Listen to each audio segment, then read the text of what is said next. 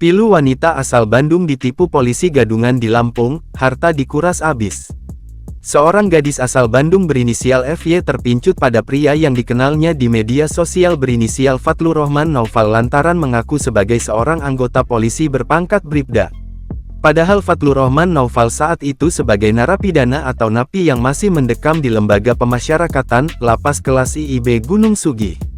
Naufal merupakan residivis narkoba baru keluar dari lapas pada September tahun 2024 kemarin. Setelah menghirup udara bebas, ternyata Naufal menghubungi FY untuk janjian bertemu.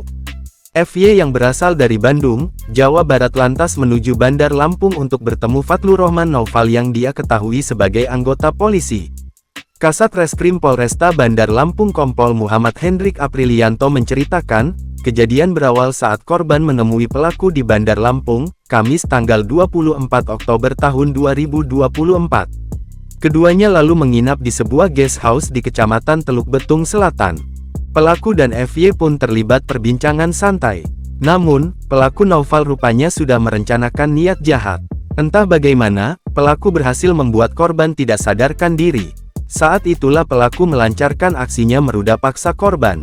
Tak hanya itu, pelaku juga merampok uang gadis asal Bandung tersebut sebanyak 8 juta yang ada di aplikasi marketplace milik korban. Jadi pada saat ketemu dengan korban, pelaku ini melihat uang yang ada di Shopee Pay korban. Pelaku mengambil uang tersebut hingga ludes, beber Hendrik. Dia menambahkan, pelaku beraksi bersama rekannya sesama kuli bangunan yang saat ini tengah diburu petugas. Polresta Bandar Lampung menjerat polisi gadungan Naufal dengan pasal berlapis 363 KUH pidana terkait curat dan 286 KUH pidana terkait perkosaan dalam tidak sadar dengan ancaman 7 tahun penjara. Pelaku terancam 7 tahun penjara atas perbuatannya, kasus pencurian pemberatan dengan kasus perkosaan, kata Kasat Reskrim Polresta Bandar Lampung Kompol Muhammad Hendrik Aprilianto, Jumat tanggal 25 Oktober tahun 2024.